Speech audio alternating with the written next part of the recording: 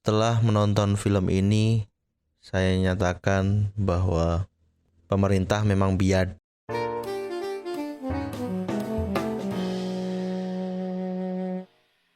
Halo. Welcome. Selamat datang kembali di podcast Sinefil Magang. Masih bersama saya Zain Mustafa pastinya.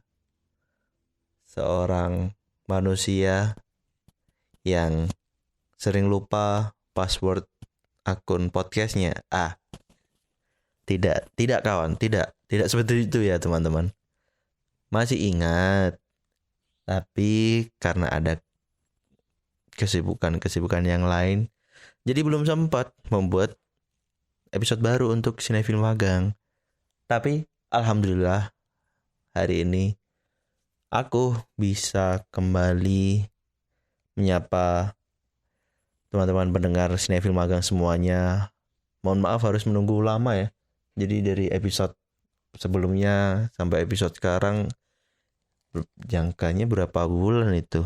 Ada sekarang bulan April, mau Mei. 2-3 bulan ternyata. Jauh sekali ya jarak episode sebelumnya sampai dengan episode ini direkam gitu. Saya mohon maaf selaku dari pengisi podcast Sinefil Magang. Tapi aku senang sekali bisa menyapa lagi teman-teman pendengar Sinefil Magang. Terima kasih buat kalian semua yang masih menunggu dan masih mendengarkan podcast Sinefil Magang.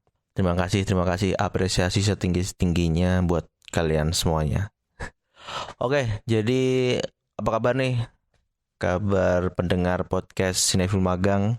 Semoga masih sehat-sehat terus ya, walaupun banyak isu-isu perang dunia akan ada. Tapi semoga itu tidak terjadi dan kita masih bisa menikmati menonton film atau series yang masih ada di watchlist yang nggak tahu bakal ditonton sampai kapan itu. Oke, jadi seperti itu. Semoga kalian sehat-sehat selalu. Apapun yang sedang dijalani, semoga diberi kelancaran, diberikan kemudahan. Karena kita hidup di negara ini udah nggak mudah ya. Jadi semoga kita ketika melakukan hal-hal yang lain diberikan kelancaran, diberikan kemudahan. Hidup di negara ini tuh udah kayak ujian gitu setiap harinya. Nggak hanya ujian yang literally ujian, tapi ini benar-benar ujian gitu. Ngerti nggak maksudku? Setiap hari ada aja hal-hal yang bikin kita kayak sama negara ini. Tapi kita cinta. Tapi kita juga kadang gitu mempertanyakan gitu, kok bisa kayak gini tuh, kok bisa gitu loh, gitu loh. Jadi ya karena kita udah terlanjur cinta, tapi kita nggak harus diam aja juga. Namanya juga cinta kan, kita juga harus memberitahu nih salahnya di mana nih, yang nggak benernya di mana nih. Jangan kita diam aja gitu loh. Kan kita cinta, kan kita hidup di negara ini gitu loh. Jadi jangan diam aja selagi kalian punya suara gitu. Oke. Ini udah ngomongin pemerintah aja nih. Emang episode ini bakal bahas film apa sih? Sebenarnya terakhir aku tuh nonton film Tunggu Aku Sukses Nanti ya. Itu filmnya bagus banget, film lebaran. Kayaknya baru lebaran kemarin juga ya. Itu diisi film lokal semua kalau nggak salah. Ada dari Danur, terus Tunggu Aku Sukses Nanti, Senin Harga Naik, ada Nawila, terus ada Pelangi di Mars juga. Tapi aku hanya menonton yang Tunggu Aku Sukses Nanti, jujur, karena belum ada waktunya, belum bisa menyempatkan waktu untuk nonton yang lain. Tapi alhamdulillah sih, untungnya film lebaran kemarin rata sih. Jadi dari 5 film itu penontonnya rata, nggak ada yang kelihatan tinggi sendiri, nggak. Jadi segmennya juga banyak, film keluarga, film animasi, horor juga ada seperti biasa. Tapi itu tadi, Lebaran tahun ini tuh nggak ada film Hollywood yang kayak kalau Lebaran sebelumnya kan mungkin ada Marvel kan ya, kayak ada terus mungkin film fenomenal kayak KKN di Desa Penari kayak gitulah. Ada film yang fenomenal tapi kayak nggak, hype-nya nggak segede Lebaran tahun lalu.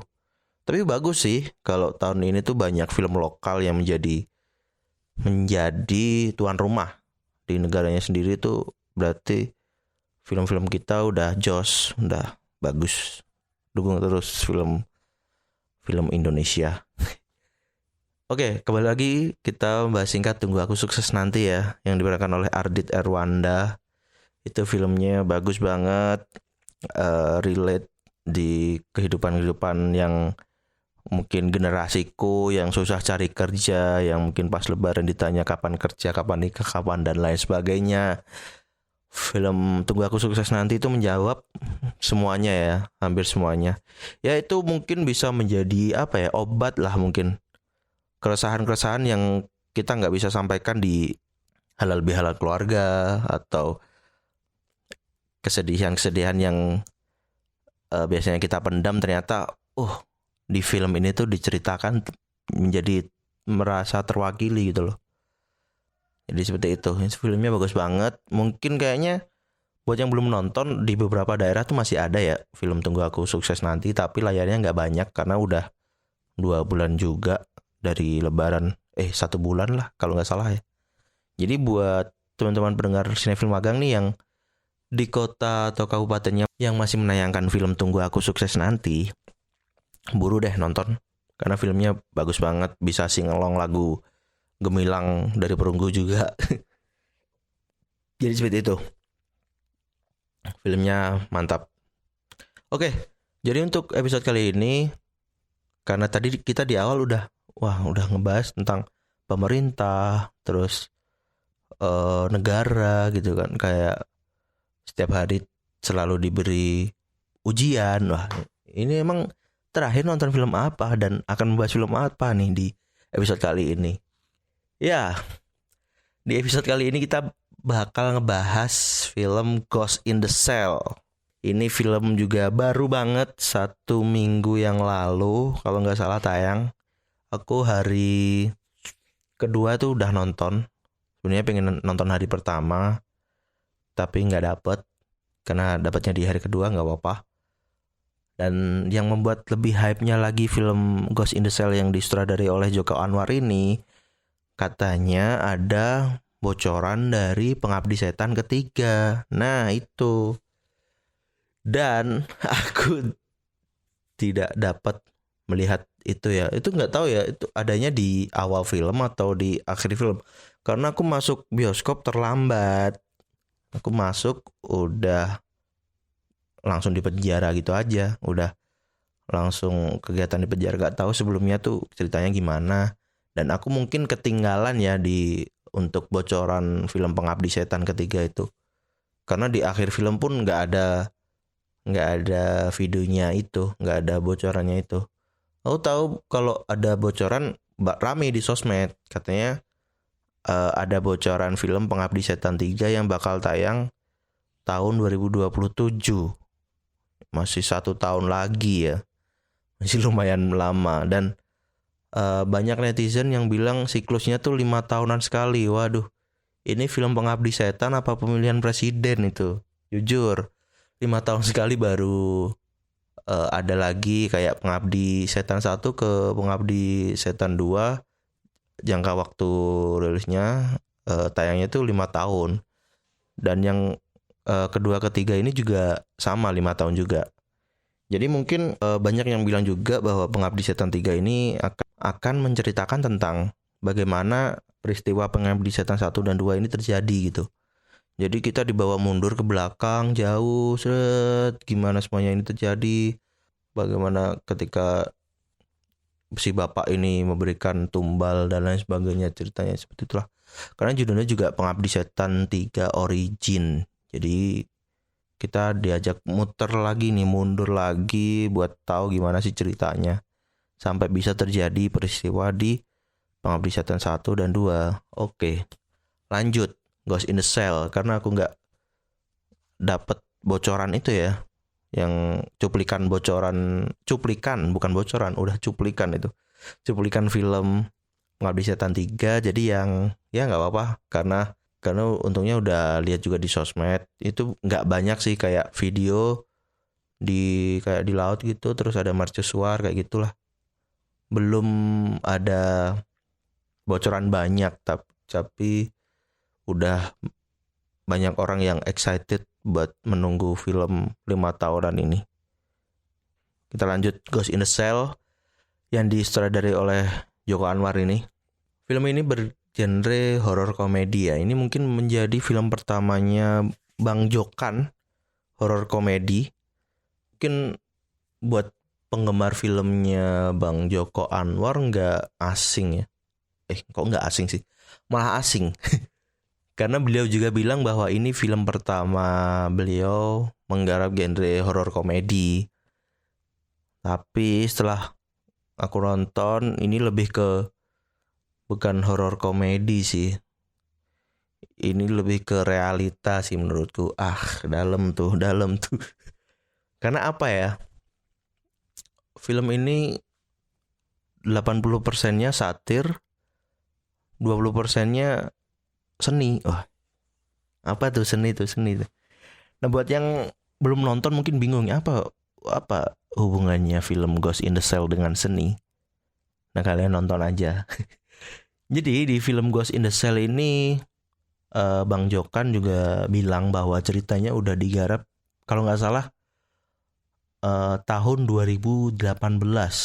Berarti 2018, sekitar tahun itulah, 2018 2019 kalau nggak salah. Jadi ini ceritanya udah lama ada skripnya, cuman baru terrealisasi filmnya tuh di tahun 2026. Nah, film Ghost in the Shell ini menceritakan tentang apa sih? Jadi film Ghost in the Shell garapan Joko Anwar ini mengisahkan tentang teror supranatural di lapas Labuhan Angsana. Entitas jahat mengincar narapidana dan sipir kejam berdasarkan aura negatif atau kemarahan mereka. Napi dipaksa bersatu dan berbuat baik untuk bertahan hidup dari teror gaib mematikan di penjara. Nah, dari sinopsisnya aja menarik banget ya. Bayangin di penjara ada hantu terus mengincar orang-orang atau membunuh para orang-orang napi sipir yang beraura negatif. Kita tahu di tahanan tuh kan banyak orang-orang yang bersalah sebelumnya karena melakukan kejahatan atau yang lain gitulah.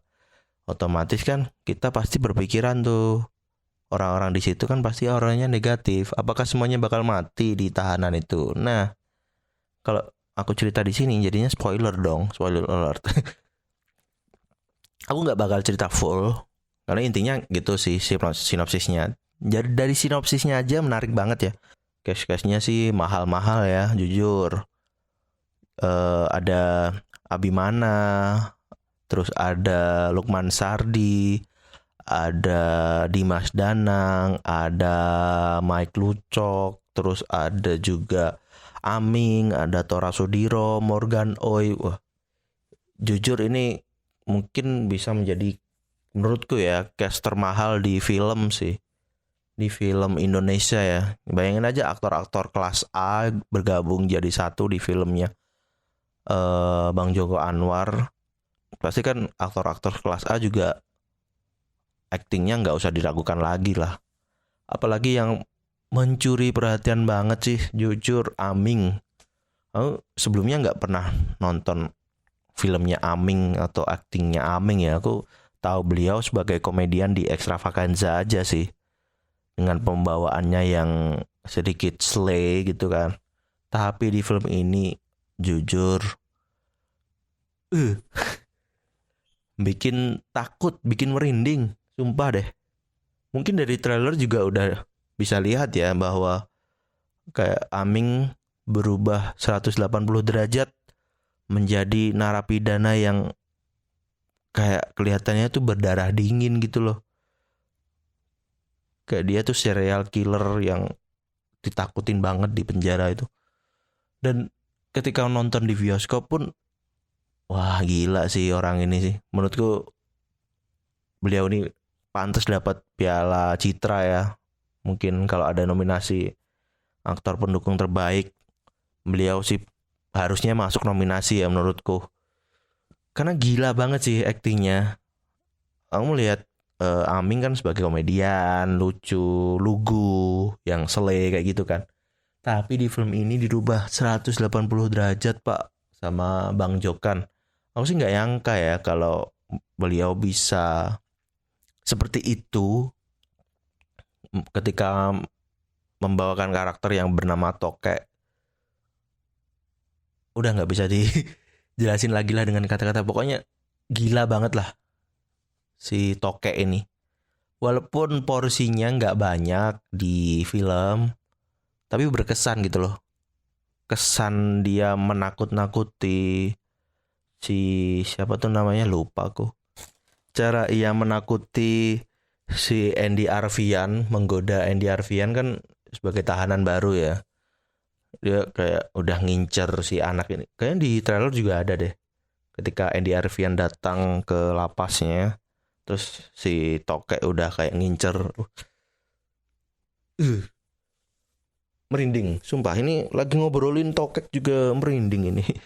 Pokoknya kalian wajib banget deh nonton film ini buat melihat aksinya Aming sebagai Tokek. Itu udah gila banget sih. Good job Aming. Dan film ini kan seperti aku bilang tadi 80% satir, 20% art. Karena di sini komedinya komedi satir. Mungkin kalau para pendengar podcast ini Film Magang kan mungkin kebanyakan warga Indonesia juga ya. Dan akan relate sih dan akan paham kalau kalian yang mengamati banget lah berita-berita di Indonesia ini.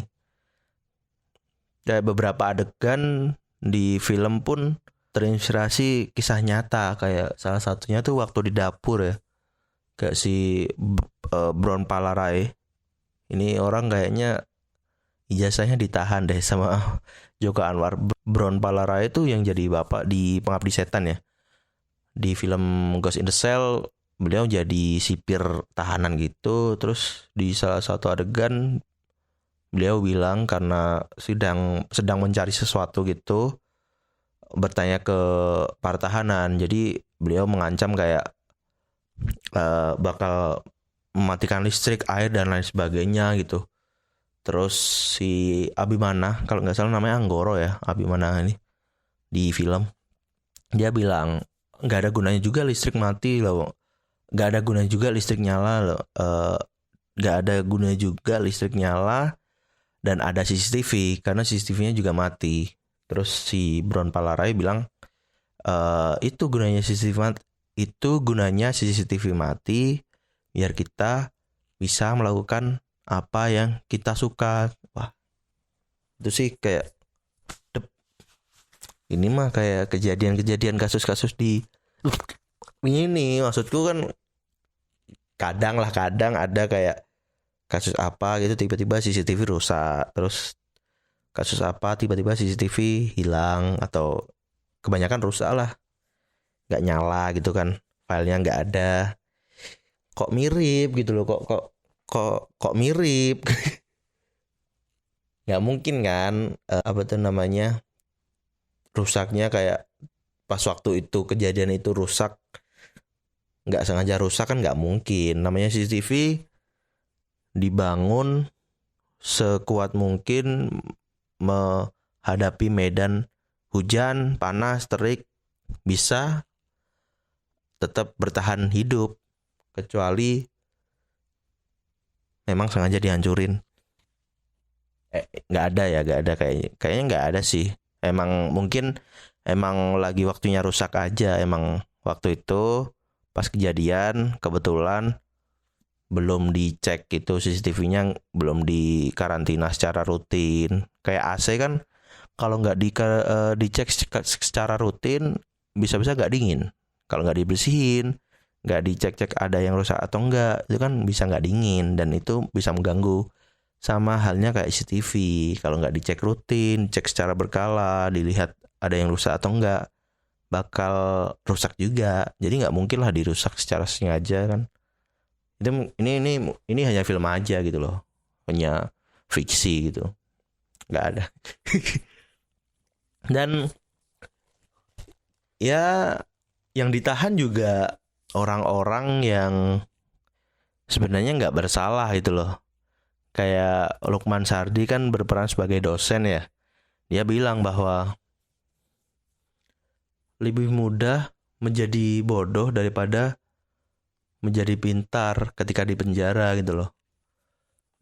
Nggak di penjara aja sih, kayaknya di dunia luar sebelum Lukman Sardi ini masuk penjara, kata-kata yang diucapkan pun relate. Karena kalau kita pintar, kalau orang pintar kan kebanyakan banyak mengkritik, banyak memberikan masukan terhadap hal-hal yang tidak sesuai dengan aturannya gitu loh. Nah, ketika kita terlalu terlihat mengkritisi sesuatu yang tidak sesuai dengan aturan, pasti kan ada oknum tuh yang tidak suka dan terjadilah mungkin pembungkaman, penyiraman air keras dan lain sebagainya. Itu tuh kayak memberi menakut-nakutin lah, bisa dibilang. Kayak kamu tuh nggak usah aneh-aneh gitu loh, nggak usah kamu kayak mengkritisi kebijakan ini kebijakan itu. Nah makanya muncul tuh kata-kata kayak lebih baik terlihat bodoh daripada terlihat pintar di negara gitu. Dan saya setuju sih seperti itu. Ya makanya kalau mungkin buat pendengar podcast ini Film Magang yang lagi suntuk banget, lagi capek banget dengan keadaan negara yang sedang carut marut, banyak perang di sana sini, nonton film Ghost in the Shell sih sangat cocok dan pas lah menurutku. Karena itu tadi, kembali ke sinopsis, hantunya itu mengincar orang-orang dengan aura-aura yang negatif. Ada beberapa tokoh yang kita nggak suka di film. Biasanya kan kalau ada tokoh yang kita nggak suka di film, terus dia nggak mati atau nggak hilang dari film tersebut, nggak sesuai dengan cara yang kita mau, kan kita sebel ya. Nah di film ini semua yang beraura negatif dan mungkin bisa dibilang antagonis bakalan setimpal dengan kejahatan mereka. Itu wah kayak gila emang. Jadi seperti itulah. Mungkin film ini juga bisa kayak menjadi apa ya, what if lah. Mungkin kita kan sering kayak bagaimana jika kalau orang yang melakukan ini dihukumnya kayak gini.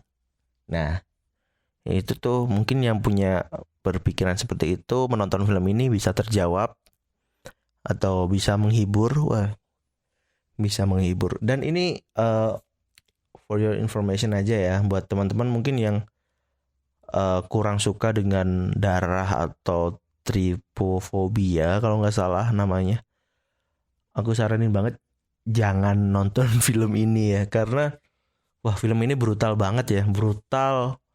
Terus banyak itu yang namanya tripofobia itu tadi, itu ya Allah bisa merinding nontonnya.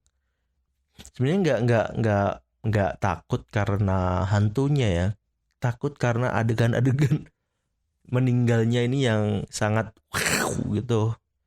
Jadi buat teman-teman pendengar podcast ini Film Magang nih yang mungkin takut dengan darah atau tripofobia, aku saranin jangan nonton dulu deh. Atau yang penasaran banget sama film ini, nggak apa-apa, berangkat aja. Cuman pas adegan-adegan tertentu yang mungkin darah-darah di mana-mana bisa tutup mata seperti itu, karena horornya lebih ke horor waktu adegan-adegan bunuh-bunuhannya itu sih. Itu yang sebenarnya yang lebih horor juga ada gitu loh. Apa tuh kira-kira yang lebih horor? Kebijakan melakukan pemerintahan di negara ya itulah. Karena apa ya, nggak mau bilang nggak sesuai realita, tapi sesuai gitu loh.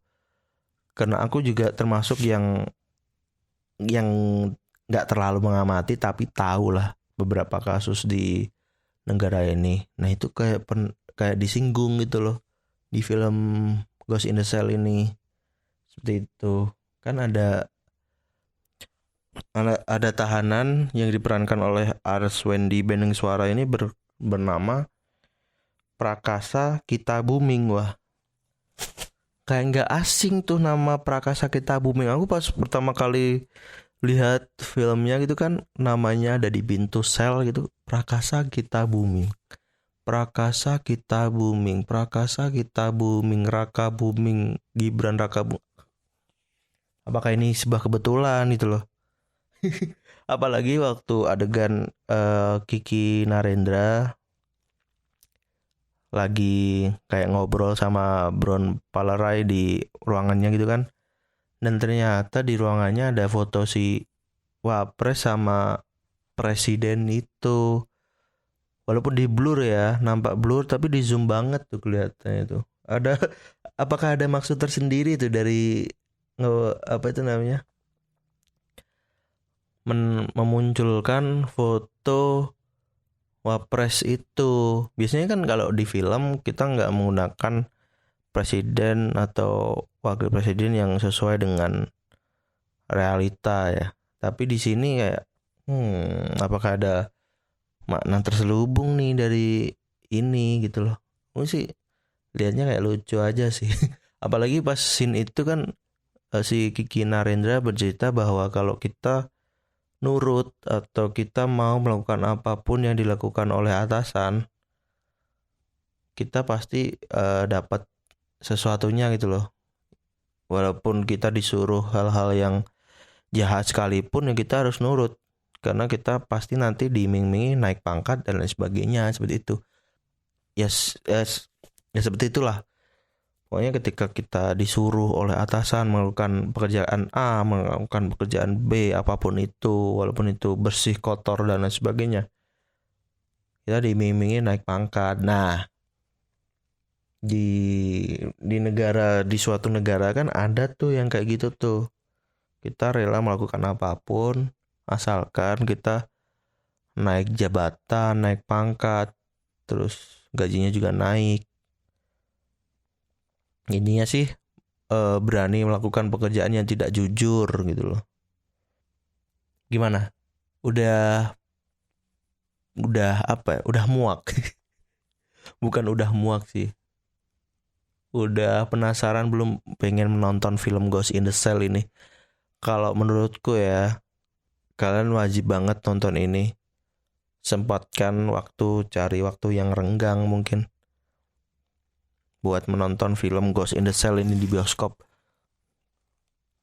Mungkin di weekend-weekend ini atau minggu-minggu ini masih rame ya, karena filmnya termasuk yang hype juga, dan pesaingnya di bioskop gak terlalu ada banyak yang film-film gede gitu kayak film Hollywood. Jadi banyaklah kesempatan buat menonton film Ghost in the Shell ini.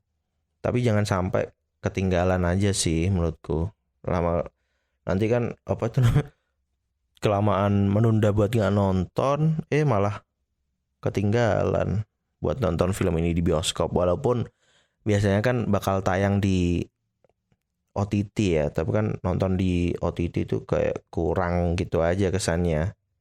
Lebih enak di layar lebar di bioskop seperti itu. Nah, per hari ini aku take podcast ya.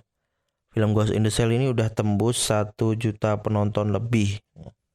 Nah, ini kemungkinan sih bakal lama ya di bioskop dengan antusiasme penonton yang terus naik. Dan mungkin layarnya juga akan tambah di beberapa bioskop kan. Jadi buat teman-teman, sempatkanlah waktu mungkin yang nggak mau rame, jangan ambil di weekend, mungkin bisa di weekday. Dan kalaupun harus pulang kerja nonton ini tuh menurutku worth it banget, karena kalian capek kerja, capek banyak tuntutan di pekerjaan, nonton film ini langsung hilang semua. Walaupun besok balik lagi ya. Tapi setidaknya kita terhibur dengan film Ghost in the Shell ini. Kalau aku sih terhibur banget ya dengan film ini, dan sangat suka banget dengan film Bang Joko Anwar yang satu ini. Sebelumnya kan filmnya tentang maling kundang itu ya kalau nggak salah. Aku juga nonton. Di situ kita dibuat mikir. Di film Ghost in the Shell kita dibuat ternganga-nganga dan terbahak-bahak pastinya, karena ini film horror komedi. Oke, langsung aja ya. Kita rating untuk film Ghost in the Shell, garapan Joko Anwar, film terbarunya Bang Joko Anwar, sebelum nanti kita menyaksikan lagi film Pengabdi Setan ketiga tahun depan. Semoga kita selalu diberikan kesehatan biar bisa terus menyaksikan karya-karya dari Bang Joko Anwar, dan juga buat Bang Joko Anwar dan tim, semoga selalu diberikan kesehatan juga agar supaya bisa memberikan kita karya-karya terbaiknya seperti film Ghost in the Shell ini. Oke, langsung aja rating untuk film Ghost in the Shell ini. Ratingnya adalah 9,2/10. Karena film ini menurutku hampir sempurna. Aku suka film yang nggak bertele-tele, langsung to the point, tapi jelas menurutku ya. Nggak memakan waktu lama. Mungkin ada beberapa karakter yang menurutku ini minusnya ya. Ada beberapa karakter yang kayak dia kelihatan tidak tidak banyak berkontribusi, kayak kosong gitu aja. Kayak contohnya ada nama besar yang memerankan peran tersebut, tapi dia nggak banyak porsi di filmnya, jadi terlihat kosong gitu aja. Ada beberapa karakter lah, tapi overall buat karakter-karakter yang lain menurutku porsinya udah pas juga. Dan saya sangat terhibur dengan debut acting Novi Ilham, seorang pembaca kartu tarot, kayak lagunya Fish ya. Ternyata beliau adalah pembaca kartu tarot yang actingnya sangat-sangat menghibur dengan tarian tedes kedes keramas putar-putar itu. Nemu aja talenta-talenta tersembunyi ini Bang Joko Anwar. Jadi seperti itu. Buat kalian yang mau menonton film ini, aku saranin buat nonton karena filmnya menurutku sangat worth it buat ditonton. Dan ingat, aku mau ingetin aja, film ini berating 17 ke atas ya. Jadi buat teman-teman pendengar yang mau ngajak anak kecil atau mengajak orang yang belum berumur 17 tahun ke atas, menurutku jangan ya. Karena kemarin pas aku nonton ternyata kok di belakang ada suara anak kecil kayak ketawa-ketawa gitu ya. Ada bapaknya, maksudnya ada anak-anak gitu, anak-anak yang nonton walaupun dia didampingi oleh orang tuanya ya. Tapi menurutku kayak belum waktunya aja sih. Kecuali ratingnya RBO kayak sinetron kan, remaja bimbingan orang tua. Nah itu kan nggak apa-apa gitu loh. Ini masih kecil kan, rating film Ghost in the Shell 17+. Oh nggak salah ya. Jadi ya kembali ke konser masing-masing, udah ada rating umur juga. Jadi kita juga yang harus menyesuaikan, yang harus mengerti aturan juga. Walaupun itu aturan yang aturan nggak tertulis lah. Bukan yang nggak tertulis, tapi itu kembali lagi ke konser kita. Karena kan kita di bioskop gak ditanyain ya, umurnya berapa mas, umurnya berapa mbak, umurnya berapa kak, kan nggak ada. Itu kembali lagi ke kita lagi yang menyaring kira-kira aku mengajak anak yang umur segini nonton ini cocok nggak ya, seperti itu. Jadi ya kembali ke masing-masing, dan saya yakin sih penonton film di Indonesia udah pada pinter ya, seperti itu. Walaupun ada beberapa yang tapi mostly udah pinter, saya yakin. Oke, jadi seperti itu aja untuk episode kali ini. Kita membahas film Ghost in the Shell. Selanjutnya kita bakal ngebahas film apa? Who knows? Siapa yang tahu? Gak ada yang tahu. Tapi semoga gairah menonton filmku ini bangkit lagi. Karena jujur kalau nonton di OTT tuh kayak malas gitu loh. Tapi ketika di bioskop kan kita diwajibkan datang, udah bayar tiket, duduk, fokus, gak ada gangguan atau distraksi dari yang lain. Kalau di rumah kayak nonton lewat layar HP kan kecil. Nanti ada notif apa gitu, di pause dulu lah, lanjut besok. Gak beres-beres seperti itu. Oke, mungkin itu aja untuk episode kali ini. Terima kasih buat kalian semua yang sudah mendengarkan episode kali ini. Terima kasih juga yang masih setia menunggu dan mendengarkan podcast Sinefil Magang ini, Sinefil Amatir ini, Sinefil Kabupaten ini. Terima kasih juga buat kalian yang sudah follow, udah share, like, komen podcast Sinefil Magang di YouTube musik dan lain sebagainya. Terima kasih sekali. Terima kasih buat kalian semuanya, dan mungkin itu aja untuk episode kali ini. Aku Zainul Mustafa pamit. Terima kasih sekali lagi buat semua yang sudah mendengarkan, dan sampai jumpa di episode selanjutnya. Bye bye.